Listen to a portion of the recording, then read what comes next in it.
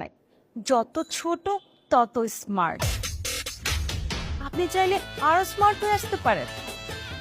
যত ছোট তত স্মার্ট। আরো ছোট?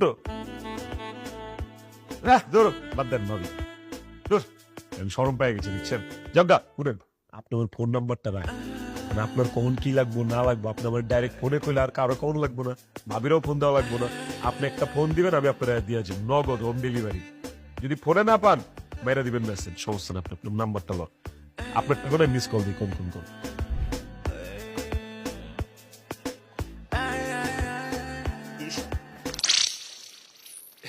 কইছা কি হচ্ছে বউ? তুমি এমনি দরজার মধ্যে দারোয়ানের লাহান ঝাড়ুলা খাড়া আছো, ঘটনা কি? ঝাড়ু মানে রাতে থাকে কি নেয়, ঝাড়ু থাকে যাতে কিছু ময়লা পরিষ্কার হয়।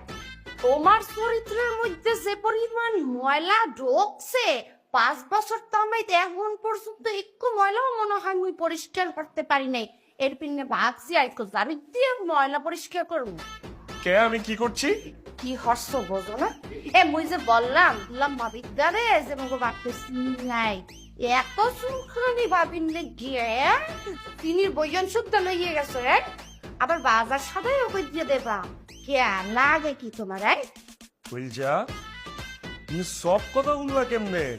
তোমার মধ্যে কি গায়েবী ক্ষমতা আছে নি? এমন জায়গায় সিসিটিভি 100 এইখান গুলো সব দেখতেও পাই বলতেও পাই। গেছো পূর্ণ কামে তো উঠলো ভাবে গেছো কেন? আমি তো ঘরের ভিতরেই আছিলাম, ঘরের ভিতরে আমি স্যুট বুট পরে বসে থাকো? আমি যেমতে আসলাম অমতেই গেছি। মোর সামনে উঠলেই থাকো দেখে মানে গলেও যেন উঠলোই কি দেখিত গেছো। আচ্ছা ঠিক আছে, এরপর বার যদি যাই সুন্দর করে সাইজা গুইজা স্যুটটাই পরা তারপর যাবো। যাও আবার জানি মানে এত ঠিক হবে না।